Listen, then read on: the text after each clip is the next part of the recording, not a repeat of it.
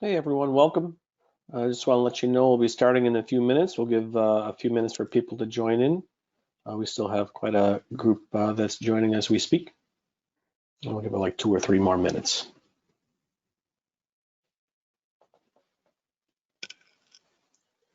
All right, everyone, I think we're going to go ahead and get started. We're at 11:04 Central anyway. And welcome to everyone. And Yvette, if you want to bring up the slides. Super. So yeah, just a reminder for everybody that everyone's in listen mode, but you can use the questions window to go ahead and answer any questions that you've got. And you can go to the next slide there. So just a couple seconds on eMedApps. If you don't know us, welcome. We've been around quite a long time. We've been working with NextGen and NextGen clients for longer than I care to remember, but it's about 19 years at this point. If you've worked with us before, great to see you again. We've got a bunch of products and services that we offer specifically for NextGen and outside of NextGen world as well. And a couple of those, I do want to mention a couple, the CareFinity Live Archive, which allows you to actually go ahead and archive and take records out of the NextGen system and view them through CareFinity, and then you can actually go ahead and put them back in. That's one of the newest ones. Our Patient Enrollment Manager is another one that's available through NextGen. And so I bring that up because over these last couple of weeks with the virus, we've been trying to figure out if there are ways that we can build something, put something together that would add some value in this time. And we've kind of racked our brains a bit to try and figure out what the best way is for us to help. And really what we came up with is to share as much information as we could. And so that's why we've done this webinar. We did it on Friday and had a really great turnout for it and some great questions, and it seemed like it was a lot of value for people, and we decided we wanted to do it again.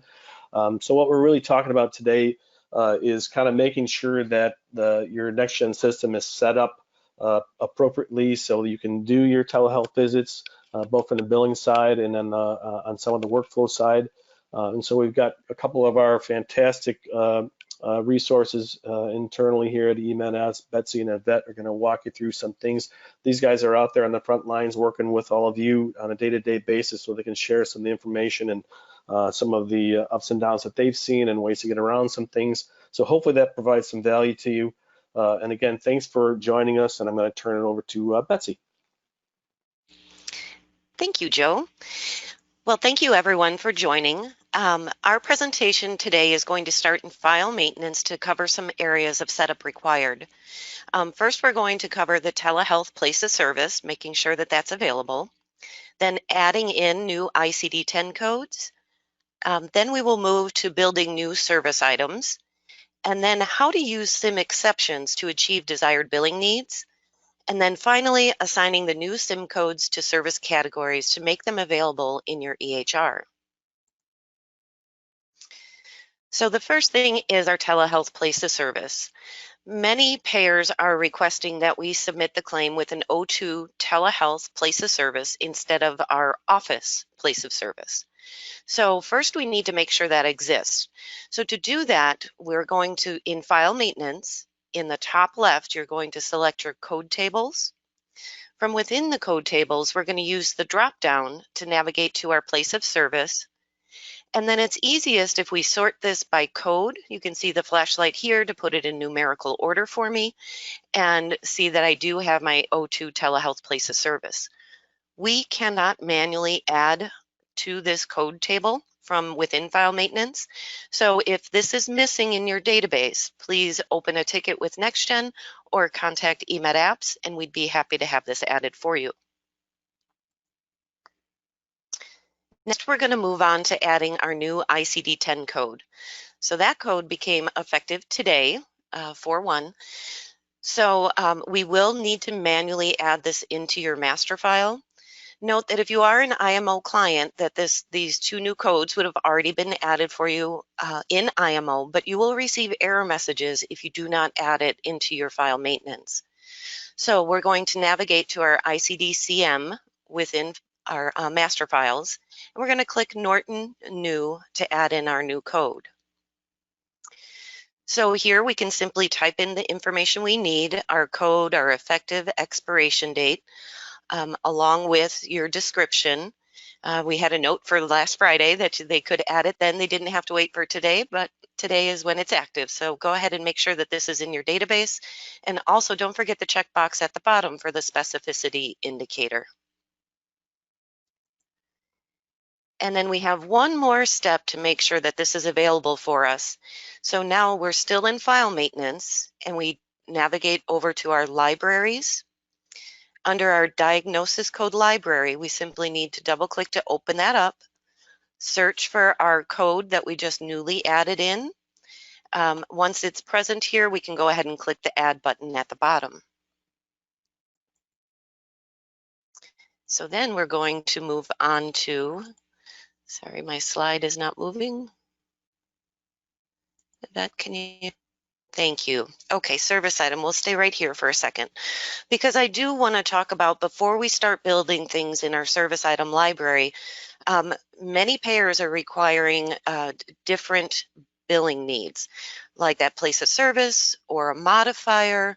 What I've found working with the clients that we work with across the nation is you can guarantee that every state and even the payers within those states have different billing requirements. So hopefully by now you have identified your top payers. From those top payers, identified the codes that your organization will use during this time, and then how to properly submit those for billing to your payers. And we'll move on. Thank you. Okay. So once we've identified the appropriate CPT codes and or HCPCS codes, we can build new service items. So service items are for internal use only. They allow us to create different billing scenarios. So in my scenario here, I have created a new SIM code that ends in a T, indicating that it was rendered via Tele-Health. I have updated my description to the video visit, and then I've also hard-coded my place of service of Tele-Health. So, and of course, price out. And if you use department for reporting purposes, you could always add a new department of Tele-Health and link that to your new SIM code for easy reporting. With this, in my scenario, I am saying that my main payer requires only the place of Tele-Health and no modifier. So we're going to build by exception here.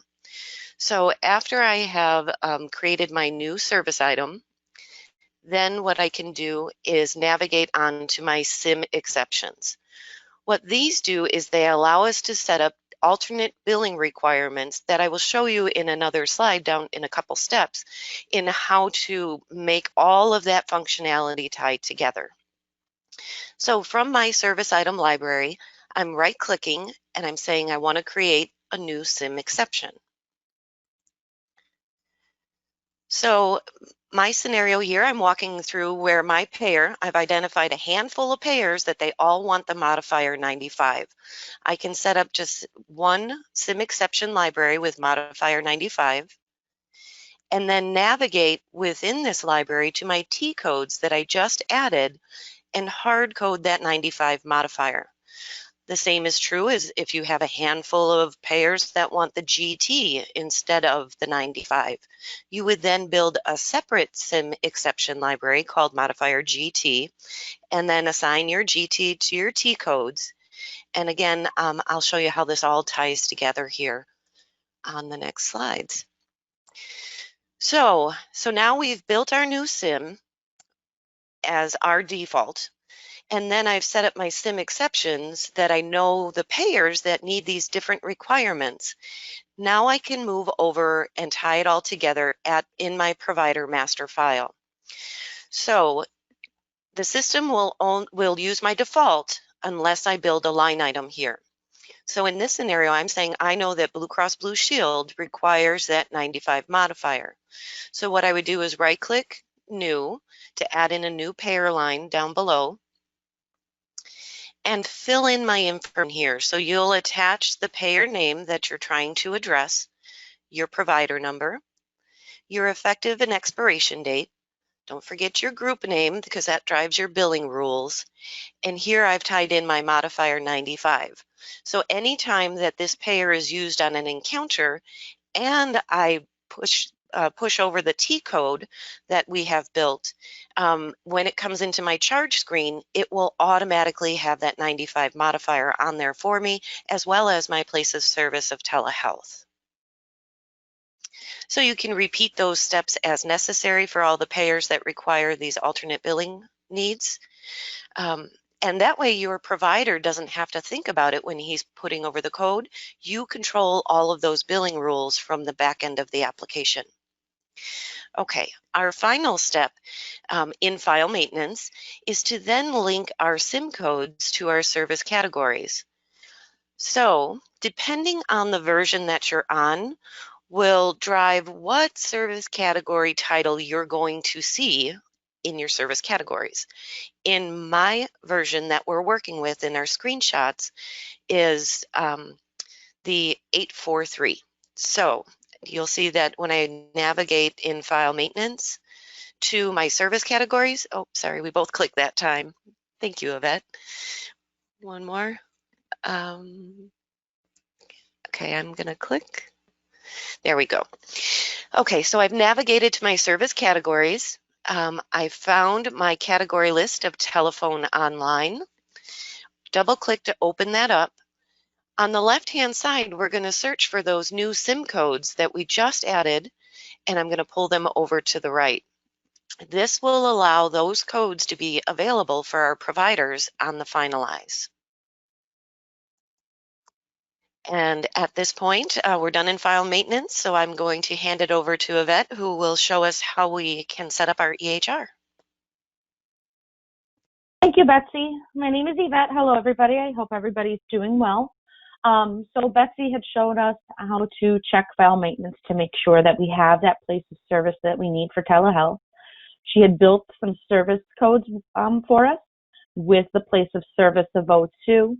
And then if some payers do have an exception and they do need a 95 or a GT modifier, showed us how to set those up. Then we went ahead and added those SIM codes, those service categories. So then in my examples, when I'm showing you guys how to bill for these, those codes are available to us to be able to bill with all those rules she had set in place. So now we're going to go ahead and move over to the EHR side. So we're going to go over my phrases, how to add those, how to configure the contagion risk, exposure risk template. Then we're going to go ahead and get into a little bit of the templates within the EHR for telemedicine documentation. And then we're going to go through the billing for telemedicine, and we're going to also go over some of those specialties for, cardiology, ophthalmology, and behavioral health.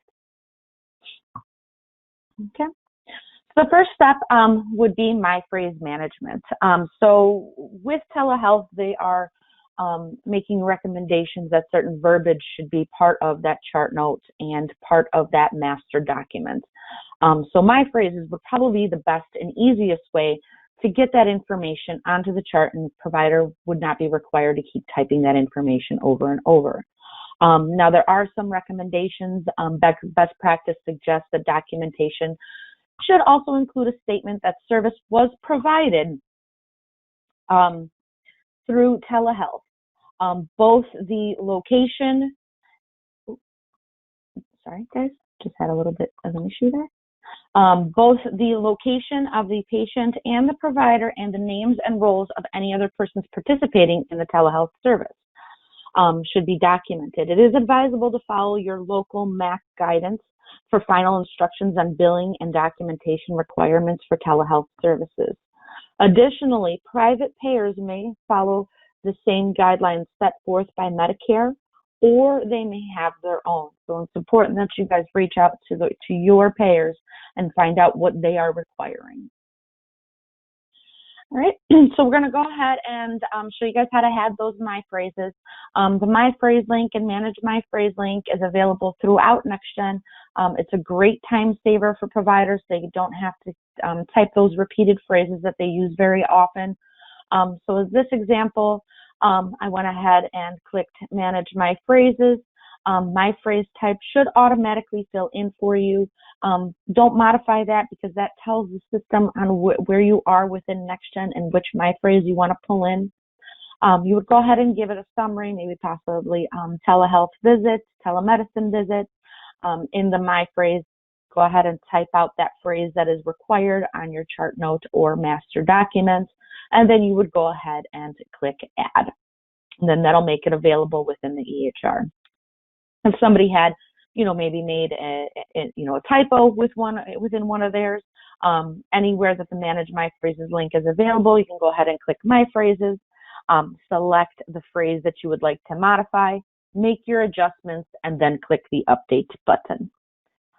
Same thing goes with deleting. So, possibly, telemedicine might be just a temporary thing for your practice, or this might be something that you adopt and keep going forward. But if you would like to delete that my phrase, same concept, you would go ahead and select that Manage My Phrases, select the my phrase, and then select the delete button. So that'll be no longer available for the provider. There is also an option of copying my phrases from one provider to another. From the EHR, you would go to the System Practice Template, Configuration Home, DB Pick List Setup. You would go ahead and scroll all the way to the bottom of that template. It'll go ahead and there'll be a panel for my phrases. You would go ahead and build out those my phrases within one provider. You would select them, and then you could select Copy To, and then Copy. If the name of users don't show as an option to copy, that means that they already have that my phrase type, and they might need to go into the EHR and then manually add that information. But hopefully for a majority of your providers, you can just go ahead and copy this information over for them. So next step, we're going to go ahead and we're going to set up our contagion risk exposure template. So from the EHR, you're going to go ahead and select File, System Practice Templates. You can go ahead and select on your custom DB pick list, and then you'll search for the name Contagion Exposure within that DB pick list name. You go ahead and select Configure, Add New List Item, give your contagion a name. In our case, we have coronavirus. The incubation period, we've added 7 to 14 days. And then you would go ahead and select the Add button. Now at the end of this presentation, we will be emailing this presentation out to you guys. I left a link here at the bottom where it'll take you to the NextGen Success community to the full document and the full setup for this. Okay, so now that we've done all the setup that we can within the system, we've got our SIMs available, we can go ahead and build them. We've got my phrases that are required for our different payers that need to show up on our chart note or master documents. And then we can also document any possible exposure to the coronavirus. So the contagion risk exposure is available on almost all templates within NextGen. If you click the blue hyperlink on any one of the templates, it'll take you to the contagion exposure pop-up. You can go ahead and select the contagion or exposure that your patient has had. You can document where they have traveled, what their exposure date was, what their travel arrival, travel departure, any of that information, if applicable, can be documented.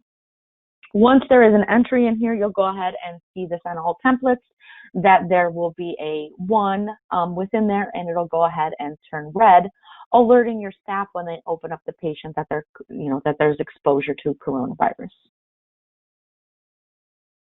Okay. Next step, we're going to go ahead and go into some of the SOAP documentation intake. If you do still have staff that can do intake for you, you can go ahead and have them document some of those regulatory compliance items for you prior to hopping onto the visit.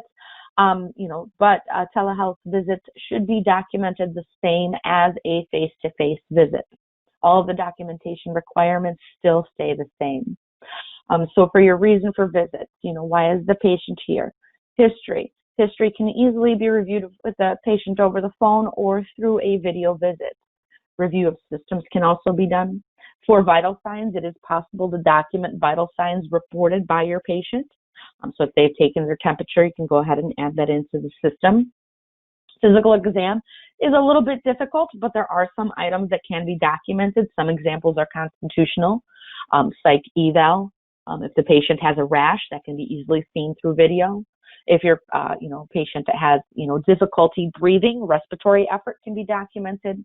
Basically, anything that you can see during that visit while you're viewing the patient can be documented for that physical exam. Then that's going to go ahead and take us into our assessment and plan section. So Betsy had built out those diagnosis codes for us in our ICD library to make sure that we have the available code of U07.1 that'll make it available within here. Providers can build out favorites. They're not searching for those codes constantly, and they can be easily accessed. So in the example over here, I do have fever, and then I checked the box for my favorite, and I gave it a description name of COVID-19.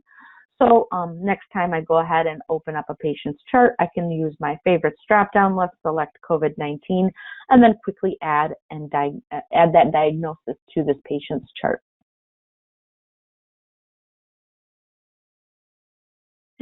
Next option, this is where we can use one area where you can go ahead and use those my phrases that are required for that verbiage for your documents. So in this case, I'm on the AP details. I selected within the patient plan, I selected my phrase. You could see that summary that I created of telemedicine, and then I select it, and it'll pull that entire phrase into the patient plan section. Then when the chart notes or the master document is generated, all that information will be there, and I will be in compliance with that. All right, so finally, now we're going to go ahead and jump to the finalized template. In this example, I'm showing you an 843 workflow. So like I said before, Betsy, with those service categories, depending on what template you're using, what specialty your template uses, it will depend on what service category we add those codes into. So in this case, I would go ahead and select that E&M code 2 box, select telephone online, and then select that service item that Betsy had built for us with a place of service of 02-99213T, and then I would go ahead and submit to Superbill. So because Betsy built that code with a 99213T with a place of service of 02, that'll override my location's place of service. Next example is 840 through 842 workflow. So in this case, we would go ahead and add our SIM codes to the service item category of additional E&M code. On the finalized template, I would go ahead and make that selection here highlighted in red. I would go to the bottom of the template, and in other code, select that, and it'll go ahead and display that pick list for those items that Betsy had added for us in the file maintenance. All right. One more thing I just want to remind everybody is if your patients are enrolled in the patient portal, it's important to send them any labs, requisitions, patient plan, referrals that the doctors ordered during the visit. If your patients are enrolled in the patient portal, you can easily send these through the portal so the patient can go ahead and print them off at home. Below here, I'm showing you 2 examples to get this done. So directly from the encounter, you can right-click any document and select Send to Patient Portal. Same thing with any education. You can go ahead and send that directly through the education module. Or you can go ahead and go to the checkout template and select Patient Portal Upload. You'll be able to select the documents that you want to send to the patient. The patient will then, be able to log into the portal, view those as PDFs, and then go ahead and print them as needed. Okay. So now what we're going to do is we're going to go ahead and go into some of those other specialties only on the finalized template. So as of, we'll start with cardiology. So as of 3/31/2020, NextGen has released a script that will add a visit type of virtual visit to that cardiology specialty. It'll also add additional SIM codes to the finalized template. If any of you guys are on cardiology, you guys know that the finalized template is driven by that visit type. That's why the specialty, it's important to have that so it can differentiate between the different codes. I left you guys a link as well here. There's a document on NextGen that kind of goes over that information as well. So from here, if I have that visit type for cardiology of virtual visit, I can select my medical decision making, and then it'll automatically calculate a code for me, and then I'll go ahead and submit. So the workflow does not change for cardiology. The only change would be that the visit type would be virtual visit. Once you guys reach out to either NextGen or eMedApps for assistance, I think, the script that they have, adds a code of 99214V, for example. So if you guys have already built out SIM codes, that script might need to be modified a bit. So please reach out and we'll be able to assist you with that. Okay. So next is the ophthalmology workflow. This will be without any customization. So on the Ophthalmology Finalize template, there's a section for procedure billing. In this section, you can go ahead and select right-click and add new. From here, you go ahead and get an additional pop-up. From here, you can go ahead and search for the code. With this option, unfortunately, that service item mapping pick list is not available. The provider would go have to search, type, and then search for that code to be able to bill for it. So in this case, we use that 99213T. We selected search, selected our code, and then clicked OK. That'll go ahead and bring that information in. Once I close that pop-up, it'll take me back to the finalized template. I will select procedure only encounter. If this is the only billing that I need to do, and if I will only be using this procedure billing section, then I can go ahead and submit procedures. On the ophthalmology templates, if you do have somebody that's, knows how to customize the templates, you do have the ability to reference that same service item category that's referenced on your finalized template. Within the finalized template, you would just have to make a copy of your ophthalmology template, modify, so it'll go ahead and reference the service item, and then your providers can submit the code directly from here. Next, we're going to go ahead and go to behavioral health. Again, I'm going to reference that service category that Betsy built before. In this case, we would select the service category of behavioral health, add all of those behavioral health codes that we need to that service item. That'll make them available at the bottom of any behavioral health template that contains the behavioral health billing section. So once I click the service performed by, depending on your configuration, you might have a code that auto-populates. You can go ahead and select the service description box and then select the appropriate T code and override that code that was automatically populated. With behavioral health, there's also a practice template called service code mapping. So you can go ahead and code specific service items, to a specific payer, to specific credentials, to a specific visit type, to a specific location, and then et cetera on that. So you can really drill that down. Some of you guys may be using this already, so you just go ahead and update it, or use the other option and just have the providers override that code if it is a telemedicine visit. Okay. So next, what we're going to go through is that alternate EMR workflow.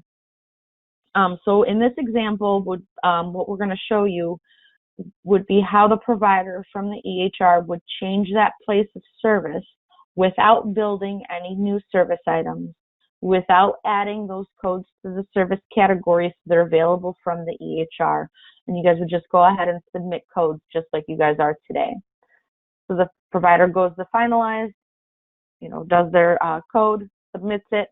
They can go ahead and launch the procedures module on that encounter, select the code that they submitted today, change that place of service from 11 to 02, or whatever that place of service is, and then click update. And click update on there.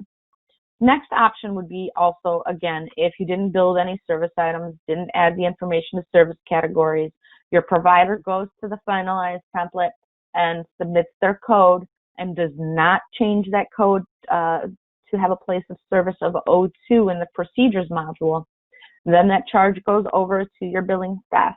They can go ahead and open that charge and use the drop down to change that place of service.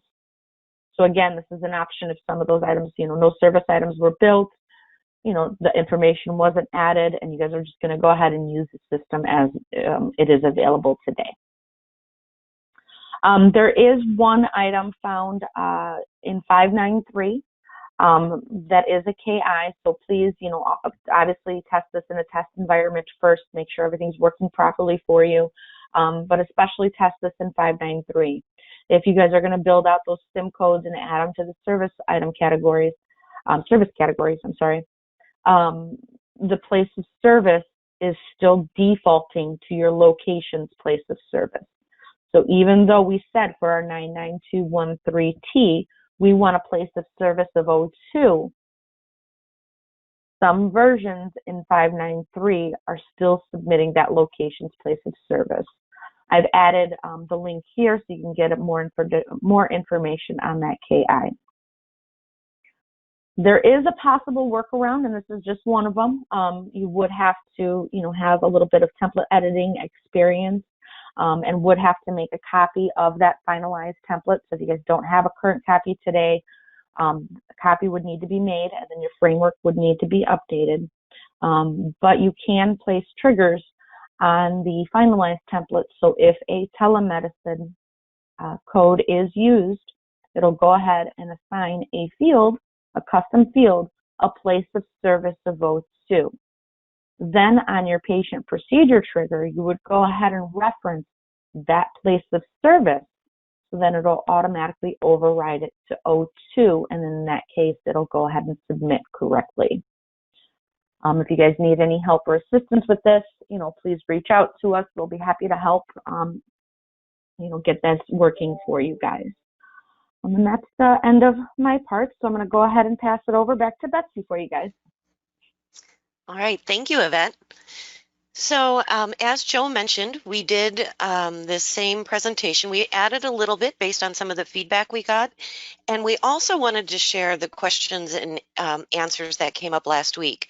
And I apologize I didn't say this in advance, but I hope if you've had questions, please put them in the chat. We will address them here on the call. We also will be sending out the PowerPoint slides along with the recording in just a few days to you. So the first question was, if I create the 99213T, will that go out on my claim? And the answer is no. Those SIM codes are internal only. So they allow you to have flexibility to set up different SIM codes for your internal use, but we link that SIM code to your already existing CPT code. Then the next question was, we cannot map a SIM to a G code. And I think I misunderstood it on the call, so hopefully I've answered it here. You can link you can build any SIM and link it to any CPT or HCPCS code. So then we also had someone on the call that was having difficulty with their auto appointment reminder calls contacting the patients that were scheduled with an event type of telehealth. Their workaround was to go in and mark that appointment as confirmed. So my recommendation is that if you are using a third-party vendor to confirm appointments, there is a mechanism that they use to identify the people that you want called. So I recommend that you reach out to your vendor and ask them to exclude the event type of telehealth if you do not want them contacted. So the next question was about documentation requirements. And if you recall, when Yvette started, that is some information that we built into the body of our presentation to try and give you some guidance. Because yes, there are certain things that you need to have indicated on your final document, but please reach out to your payers and your MAC to get guidance on exactly what they want. And we also did add content into the body of our presentation related to physical exam. We know that that's a bit different, if you say, than if the patient were sitting in the office. But there are items that you can observe through telemedicine that you can document in your physical exam section. And I hope that we've covered those last two questions better for you in our presentation. The same thing will happen with today's question and answers. So we will update this presentation to include anything that's come through today. So at this time, I'm going to ask, are there any questions for us? Yeah, just before you get to that, Betsy, I just wanted to Yes. jump in with two quick things. Sure. One is hopefully everyone out there has contacted their NextGen rep or is in the process of contacting them or implementing the telehealth solution, the auto solution, which is a great integrated solution. And you should really be heading that way if you haven't already. And then secondly, I just wanted to say a thank you to everyone out there who's doing everything they possibly can and making sacrifices out there to try and help the patients that need help so badly out there. And I did want to acknowledge Betsy's daughter, who's a nurse and is out there on the front lines, and everyone else who's out there making sacrifices. So we understand it. We have that in our company family too, and just wanted to say thank you to everybody out there. Thank you, Joe. Yeah, it's definitely a difficult time for all of us. Okay, Betsy, I have some questions that were sent over. This one is from Tracy. I think this was during Yvette's presentation. She says, how does this work with encounter rate libraries? I am unable to get my G&T codes to populate with the telehealth place of service. The codes continue to show office as place of service. Yeah, and actually I will take that one. Yes, FQs, HCs are just a completely different animal, aren't they? So believe me, I've been trying to join every webinar that I can join, as well as I've done a lot of reading. But I will say just this week, I sent an email to FQHC PPS at cms.hhs.gov, which I will put in the slide, asking specifically, have the rules been relaxed for FQHC centers? And the response that I received was that it's still only appropriate for the Q3014, and that they haven't relaxed for FQHCs like they have for our fee-for-service. That said, I was on a call yesterday where they're talking about potentially having the FQHCs submit the 99213s, not submitting your encounter rate, but submitting your office visit with your telehealth, and that there may even be enrollment required with Medicare Part B.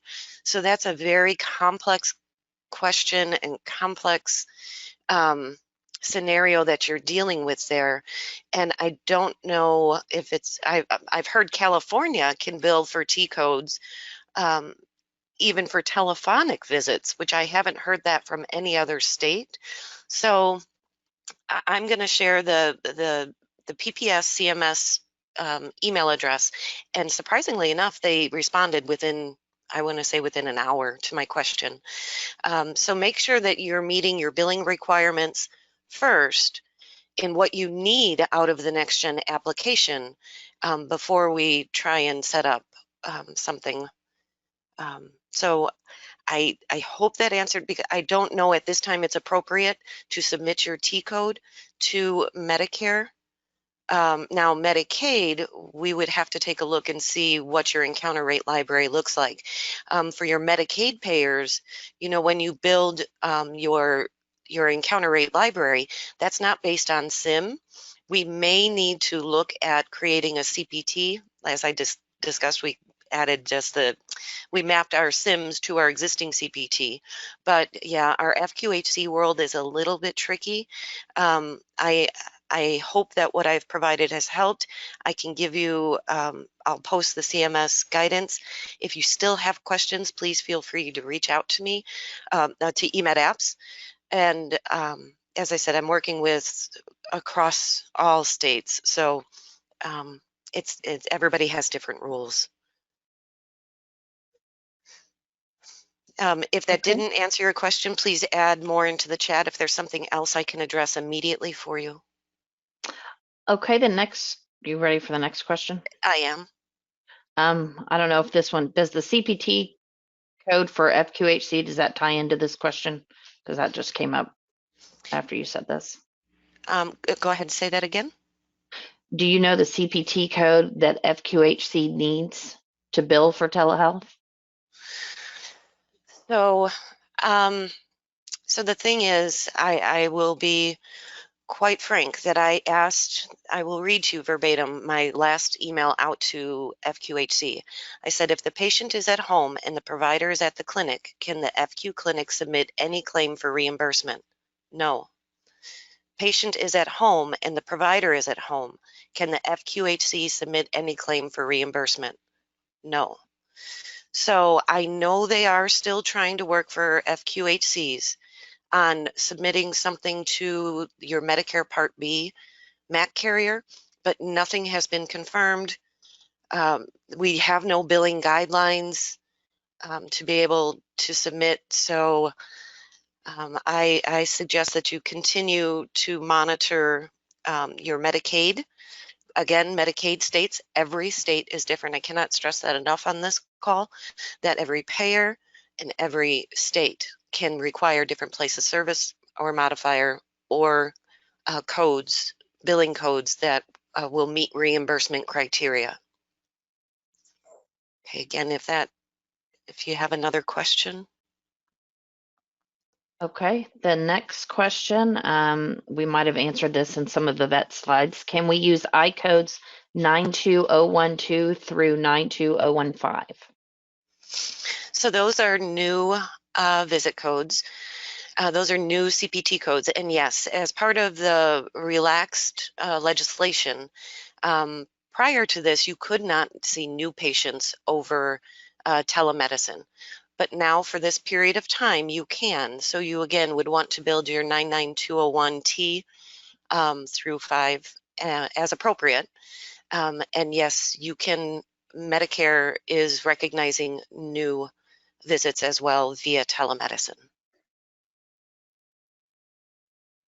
Okay, and I did get a response on some of the FQHC stuff. CMS allowed in passing of the CARES Act Friday night, 3/27, that FQHCs and RHCs can bill the EM. They are allowed to be a distant site during this public health emergency. So the E&M, so that would go to the Medicare Part B carrier? I was just on a California call yesterday where they said Medicare Part B hadn't come to an answer yet, but that's great information. I will do some more homework and research, but that alludes to that you wouldn't submit your T code and you wouldn't bill your encounter rate, so we wouldn't need to touch your encounter rate library, that these claims would go out just like your carve-out codes. And if your providers are already a registered Medicare Part B provider, maybe there isn't any more work for you to do. You know, we're all out here in these uncharted waters trying the best we can. You know, it's like we're trying to build the ship while we're in the middle of the ocean. So yeah, we're all kind of collaborating and trying to figure out how to do this properly. Thank you for that feedback. And so regarding the codes, it's the I codes, not the new codes, it's the I codes that are 902.102 through 902.015, not the 99 codes. Oh, I'm sorry, I codes. Yvette, are you familiar with I codes? Fortunately, I'm not familiar with billing on Is that I codes. No. Is that a diagnosis code? Could you answer that question? Whoever's asking. No, their CPT code is 92012. I think they're asking. Let me go back to the original question. Give me 1 second.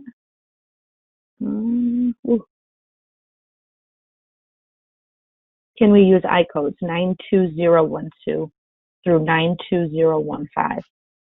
Can those be used for telehealth billing? Those are not familiar. Yeah. Can we bill them with telehealth mode? Telehealth mode. I will provide a link. Well, here, let me back up. So every payer has a different list of reimbursable CPT codes. So we're saying this is a CPT. I'm not familiar with a CPT that starts with I. that must be a HCPCS code if it starts with a letter.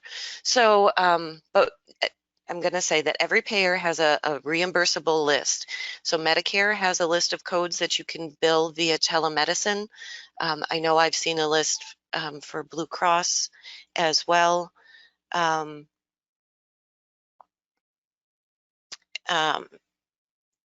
So I'm sorry, I would reference, but I will take this back. And when I can read I'll take a look at the question. The code is 92012. Let me take that back. I apologize for stammering here.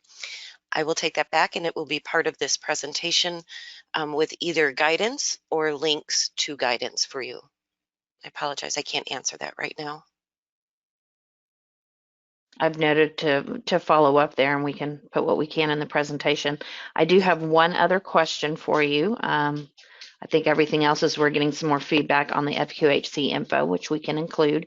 But the other question I have, is there a location for the provider to add the duration of the call for the medical visit, such as something as the BH templates have, or is adding the duration to the patient plan note the best place?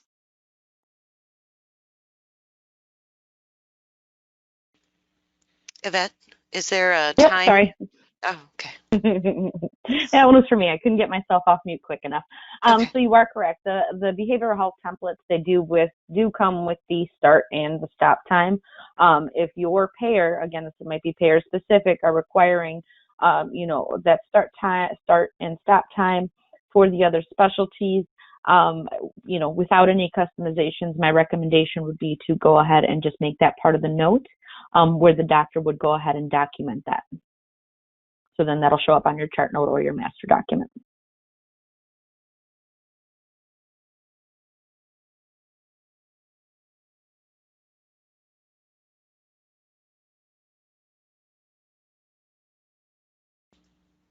Any other questions out there? We do have some feedback on the FQHC thing, but I will let you guys look that over and put it in the response. Okay. Excellent. And the person who asked about the 92012, would you put your email in the chat? And I will still include it for the group, but I want to make sure that I can answer this question as quickly as possible for you.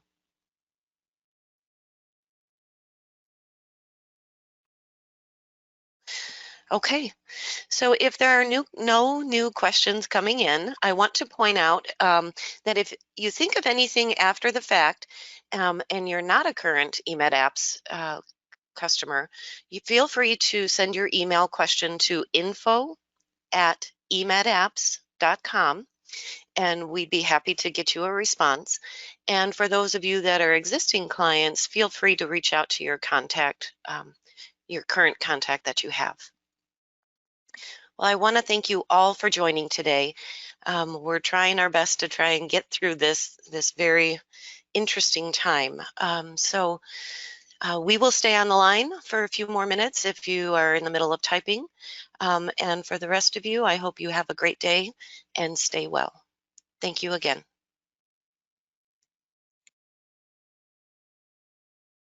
Do you guys want me to read some of the extra info, or are you guys seeing this in the question box?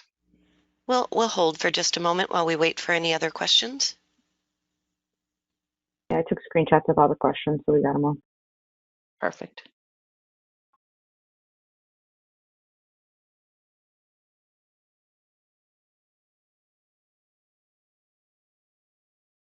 And Yvette, whenever you want to stop the recording, if ended as the numbers go down. Yeah, they're dropping.